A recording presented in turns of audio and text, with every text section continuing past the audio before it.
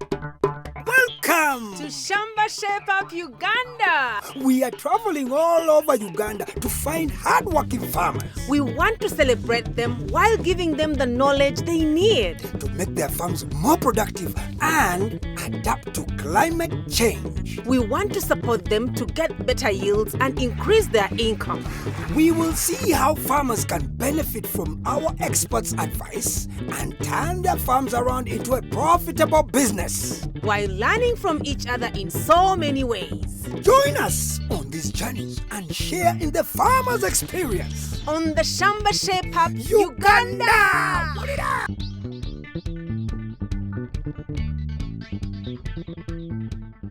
Welcome to Shamba Shape Up Uganda. Oh, wait. We'll start again later. Let me first check out this. Aggie, this is no time for shopping. It will only take a minute, Rob. Calm down. Hello. Are you Shamba Shape Up? Shamba Shape Up. Yeah, we have been waiting You're for Daoudi? you. Yeah. Pleasure. And this is my wife. Hello, Mama. Let's go. Please, Aggie, let's go. It's time to work. Now? How? No, we are not here for shopping. We're in Lutego village in Mukono, and we are here to meet a very hard-working farmer, Daoudi Lugasa, and his wife, Nanfuka. Yes, but look, Nanfuka has a shop, which has got me all confused. Daoudi has worked in the local council for more than 2 decades, but is first and foremost a farmer and the proud owner of 6 acres of land. I like it because I got all the 4 objectives of farming. I ate the food. I gave food to my friends freely. I sold the food, the matoke. And then the thieves also came and stole the food. So I got all the 4 categories. Okay, our farmer has a sense of humor, but in reality, he takes farming very seriously. He grows coffee, bananas, maize, and avocado. He's got cows, he's got chicken. But his favorite crop is coffee, and half of his land is allocated to it. With the coffee, it's not like the other crops. With the coffee, if I say that I have coffee, the buyer will say, when should I come? But with other crops, you say, the prices will fall down, you have to sell them. But if coffee prices fall down, I'll keep my coffee in my store to wait for the prices to go up. Yeah.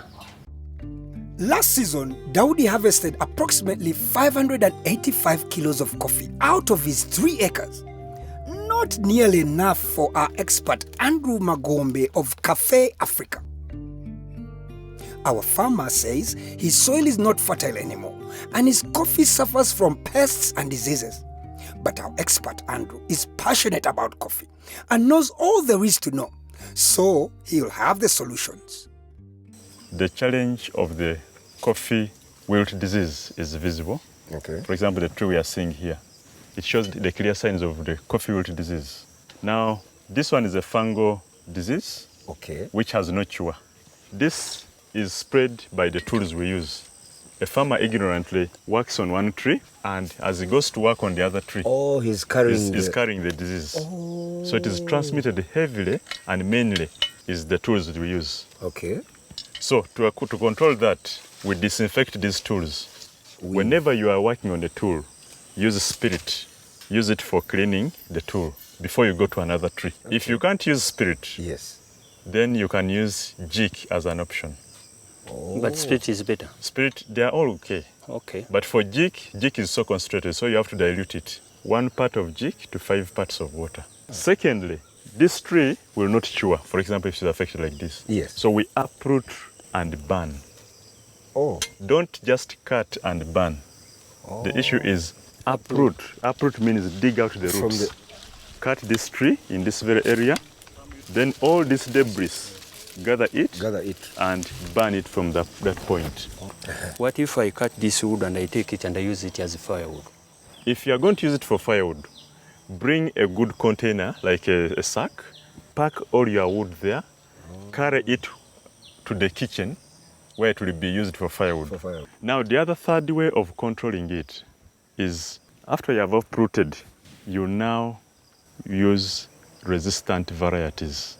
In Uganda, our research organization has produced improved Robusta varieties. We have 10 varieties which are currently available. You have to mix at least 5 of those varieties. Of the 10 that you've said? Of the 10. At least 5 for cross-pollination. Do regular scouting of your garden. Yes. To see the affected trees. Keep moving your garden. Be friendly to your garden, okay? Yeah. Don't hate your garden. But when you're also working on your trees, like you're pruning, you're stamping with these tools, even if you have not seen the signs, just put it in yourself as a habit. You keep disinfecting the tools. Yes. What about the problem of the twig borer? The black coffee twig borer, which is a tiny beetle that bores the twigs. It moves faster during a dry season. You come during a rainy season, you'll find a few cases, but when it starts shining. You find that it will spread on a great speed. In most cases, when you talk of this pest, the farmers run quickly to chemicals. But we say, look at chemicals almost as a last resort. Do regular scouting first, and if you have seen the pest is there, you start by pruning off the dry branches. Collect them in a container, like a sack, and take them out of the garden and burn them. Set them on fire to burn. You'll have killed the pest. If you just cut and drop them on the ground, the pest will come up and again spread further. Second method, you need to prune off the excess branches and suckers so that there's light penetration, so it won't allow the pest to settle. Then the third one is avoid alternate host trees. There are trees that harbor that pest, so they'll keep coming from the tree and back on the coffee. A good example is the musizi tree. It keeps the pest, and I can see the farmer. There are a lot of musizi trees in your garden, 1, 2, 3, they are really there. So these ones should be cut. Otherwise, you'll do all these practices, but the pest will keep coming. The other tree is Musambia. Local language is Musambia. Then avocado trees. Also. When you are planting avocado, plant on the sides of the garden or closer to the home, not in the coffee garden. There are trees that are recommended for the coffee. Okay. One of them is Omutuba. In English, it is ficus. Then there's what we call albizia. So that one is very good for coffee because it doesn't harbor. So the indigenous, the improved albizia is not good. Okay. The local one is good. So, our expert says no to musizi, musambia, and avocado trees in a coffee plantation. He recommends ficus and the indigenous albizia, but not the improved one. With the cutting of the musizi trees, I will cry when cutting the musizi, but I will be very happy if that pest is controlled. Yeah. I'm with soil expert Ronita Kiza of Vida Valde, and we've collected soil samples in Daoudi's plantation to test them. Because not only has he witnessed a decrease in production, but his coffee has yet another problem, red blister disease. For our expert Andrew Magombe, this fungal disease is caused by loss of soil fertility. Yeah, there are various ways through which our soil can lose its fertility. Okay. And one of them is not applying the right nutrients or the right fertilizer. Okay. Okay. You know, we are keeping on harvesting, but if you don't keep on applying back the fertilizer or the manures, the soil keeps on losing its fertility. Yeah. Then the other issue is the ways we cultivate our soil. Ideally, you're not supposed to cultivate down the slope. Okay. You're supposed to cultivate across the slope. If you have not put the trenches that stop soil from being eroded, farmers have a tendency of cultivating uphill. You're supposed to just cultivate across the slope. So those are some of the ways in which the soil can lose its fertility. So, let's hear the results of the soil test from Ronita, and hopefully we can make Daoudi's garden more fertile. So, according to our results, for us to be able to get 3,100 kilograms from 1 acre, we shall need to add 100 kilograms of lime, 1,160 kilograms of compost manure. Then, before flowering, we shall have to add 197 kilograms of MAP, that is a potassium fertilizer. Then before fruit growth, we shall also have to add 130 kilograms of calcium ammonium. Then after harvest, we shall have to add 73 kilograms of urea. That is basically it. So after harvest, you repeat the cycle. Before flowering, before fruiting, then we go again. Before planting, Yes. there's need to apply lime. And lime helps to reduce the acidity of the soil. Now, before flowering, there's need to add a potassium-rich fertilizer. And here they've recommended muriate of potash, which helps flower and fruit development. Okay. So the calcium helps the fruit quality, and the potassium also still supports the fruit development. And after harvest, you have extracted the nutrients. You now need to apply urea, which is a nitrogen-rich fertilizer, to help boost the plant vigor for the next season. Yeah, get the point. For a coffee plant which is 2 years and above, just like this one we are seeing, you need to apply every rainy season at the onset of every season, because new water is needed to dissolve the fertilizer. Yes. You make a ring around the rooting zone. The rooting zone of the crop is where the leaves end. So you make a small trench, apply the fertilizer, then you cover it. Yeah, some farmers make a mistake of applying it too close to the plant stem. There you are bypassing the roots. If Daoudi decided to do everything that you just said, what's the potential for this garden? This is 3 acres. Okay. An acre is 450 plants. One tree has a potential of giving us 6 to 7 kilograms of dry chiboko. So if you multiply that by 450 plants, that's an acre, you get 3,000, about 3,150 kilograms. That is 3 tons. And if it is 3 acres, then you get 9 tons. 9 tons. What do you normally get? I had 13 bags of, they were between 45 to 47 kilograms of chiboko, dry chiboko. In the entire 3 acres? Yeah, in the entire. So your harvest has been 585 kilograms of dry chiboko coffee in 3 acres. Yes. Now the potential yield would be 9 tons. This is 9,000 kilograms. Yeah. Wow. You can see the whole huge difference Okay. of where you are losing the money every year. You'd correct that by simply applying the nutrients, Okay. and I think the sky would be the limit with this farm, really. The advice they gave me, it's you need to put in a lot of effort, manpower, and you have to put in a lot of money. But I may say that I realize the other aspect, the other saying that think big, start small, but start now. I realize that aspect.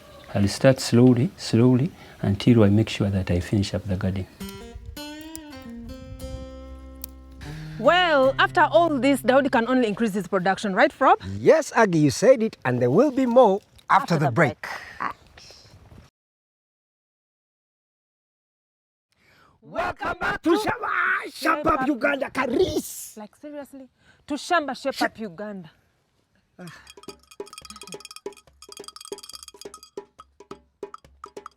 We are in Lutego village in Mukono, and our farmers today are Daoudi Lugasa and his wife Nanfuka. We've seen how to get rid of pests and diseases in Daoudi's coffee plantation, and we did a soil test to see what nutrients we are lacking in his garden. We're now going to find out how to get more milk from his cows, and we'll take care of Nanfuka's banana plantation.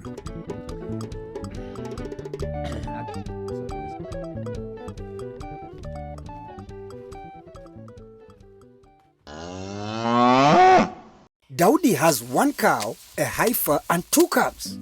His cow used to give him 13 liters of milk per day, but now it's giving him only 8 liters a day.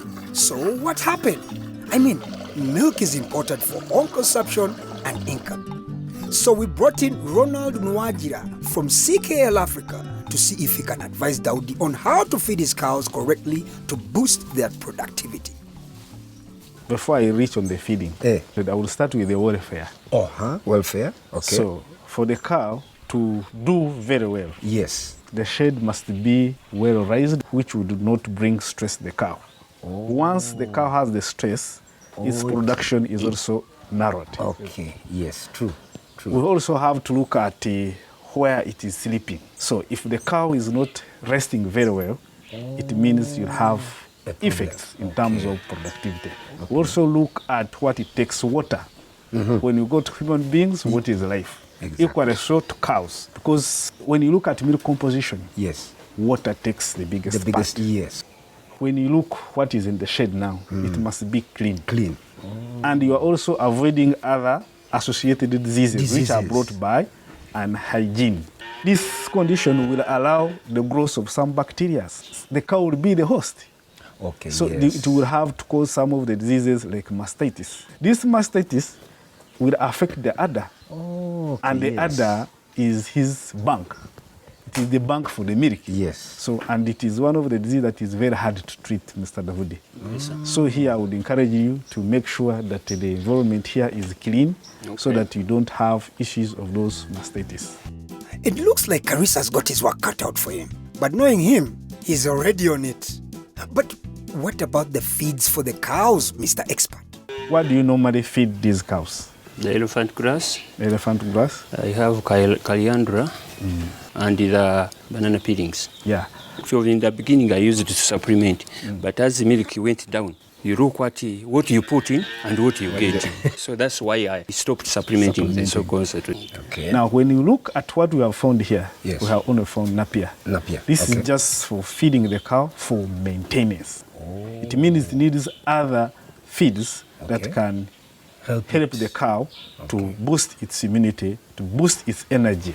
And now we need to feed the feeds which have a lot of proteins. He also talked about the banana peelings. If he's to use them, he needs first to dry them. Because they have a lot of toxins, they will have an effect on the, so they will also reduce the milk production. So for it to give you more production, you need to do supplementing. It is rational to do it. The more milk you get, it means you get more money to buy the supplements. And these supplements will help your cow to remain in good shape. You will not have these problems of like the retained placenta. You will not have the problem that your cow are not coming on heat. We are not only looking at the milk. So there are many supplements on the market. Yes. In your view, which supplements would you recommend? I would encourage you to use the supplement like Maclic Super, because this one is rich of calcium and phosphorus, which are very vital in the milk production. For the cows, like this one, we recommend 10 tablespoons per day. That's we call them 200 grams. So if you put it on your hand like this and you feed it directly, you are sure that it has taken all the 200 grams that is required per day. But if they cannot take it, then you mix it in the what? In the feed. In the feed. I would also encourage you to use the supplement called Diamond V. This is a feed metabolite. It increases the immunity. So too, it helps in the digestion. So that whatever the cow eats, it helps it to break it down so that it can be absorbed directly. So for the old cows, you sprinkle on the grass. You are supposed to give 1 tablespoon, the old one, per day. Then for the calf, the younger ones, which you know it is the next generation, you are supposed to give it a teaspoon per day. Daoudi wants that new roof on his cows badly, and Karis can use the help. The more the merrier, because it is no easy task.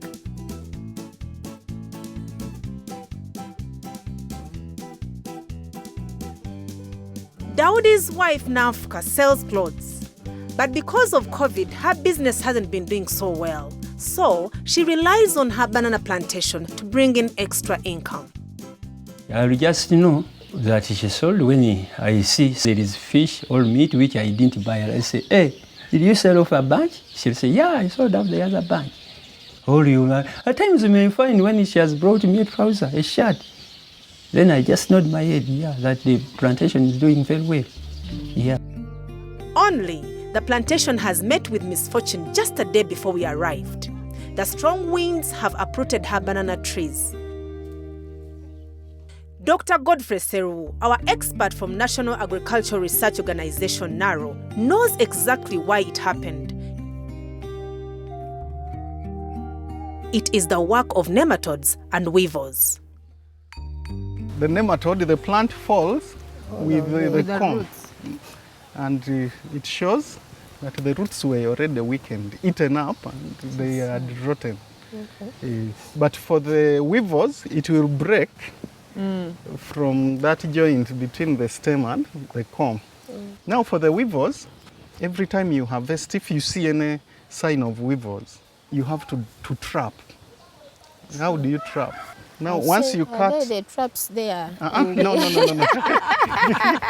The ones for trapping rabbits and all that. No, the one is there in the coffee. No. What you do, once you cut the banana plant near the corm, then you get banana sheets of gogo.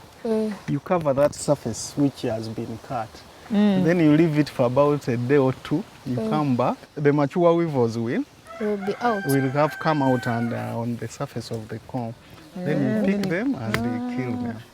But there are certain signs which can help you to know that I have weevils in my plantation. Have you ever seen black ants anywhere here? Kasa. You've seen? The moment you see those black ants digging around the banana plant, they are not your enemy. They may, because of the digging, they may slightly affect the plant, but they are your friends because they are telling you there is a problem. They are communicating. They are communicating that there is a problem. Those black ants come to eat the larvae of the weevil. So the moment you see them, just know the weevils have already attacked and now begin devising means of controlling. If you don't trap, you can use some chemicals. You know rocket? Yeah, rocket works on weevils only, not the other nematodes. Here we use rocket at a rate of 50 mils in 20 liters. But I prefer if you have a watering can. It's normally 10 liters and add 25 mils. Then you can pour around the plant so that rocket goes down to meet the... Should I pour a 10 liter on each plant? No, now each plant may need like a cup or two. If you have nematodes, this case we use a more expensive chemical called Dudugard. Dudugard kills both the nematodes and the weevil. But you use a lot more. How do you see that problem before it falls? Unless you dig up the roots, you may never be able to tell. If it's so severe like this, then you'll use 200 mils in 20 liters. So it's good you just spray anyway. You may do it once in 6 months like that.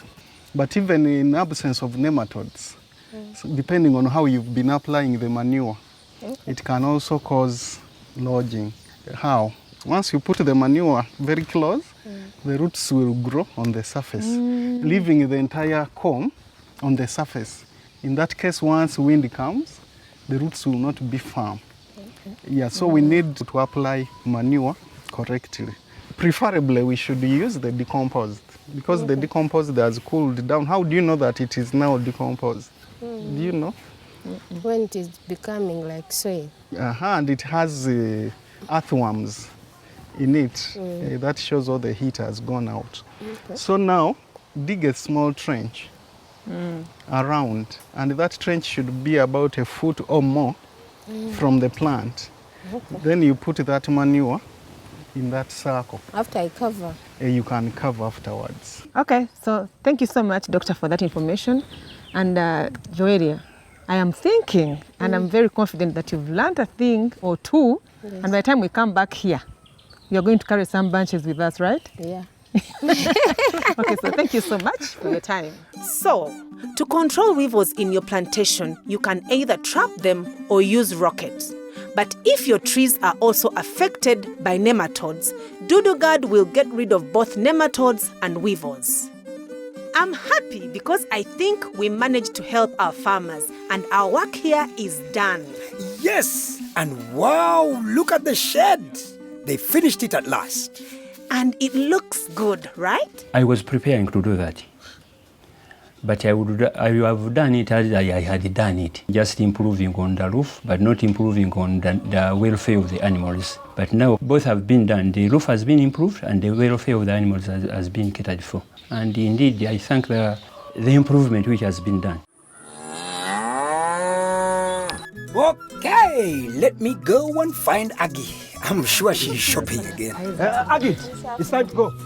Well, okay, I'll come back. Don't worry. This is it from this farm, and we hope to see you in the next Shamba Shape Up Uganda. Bye-bye. Thank you so much.